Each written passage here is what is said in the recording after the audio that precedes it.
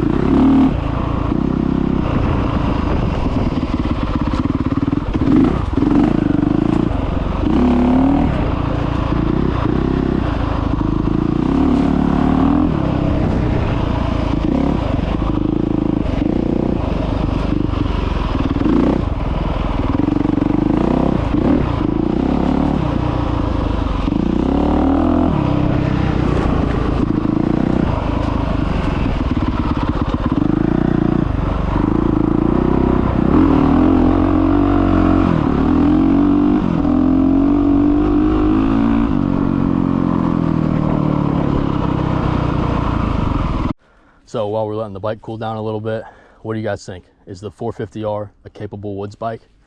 Let me know in the comments. All right guys, so this here is the Honda CRF450R. If you're not familiar with Honda's lineup, the R is the race bike, so it's the motocross bike. It's gonna have the stiffer suspension, shorter gears. They also offer the RX, which is the trail woods bike. They offer the 450L, which is the dual sport. And I recently saw something about the RS, and I'm not exactly sure what that is, but this bike here is the R. Let me tell you, this bike has as much power as you want to give it. I'm 135 pounds. The bike doesn't even know I'm on it, but even if you're in the wrong gear, it's got the torque to pull you right out of it. It's pretty wet out here. We're gonna try to keep it as dry as possible, but let's get into a little rip and see how she handles.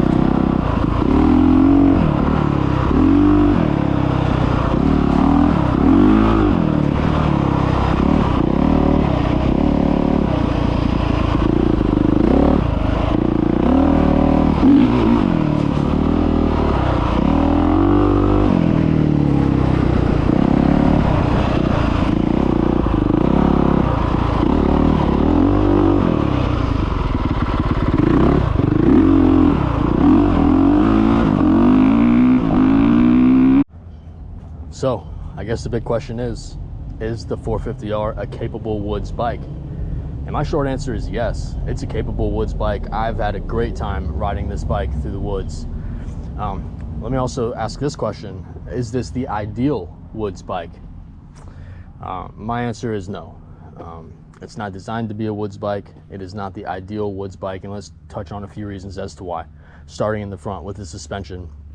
I think I mentioned this earlier, I'm only 135 pounds. Okay, the previous owner of this bike was a 260-pound vet rider, so I'm literally half of his weight.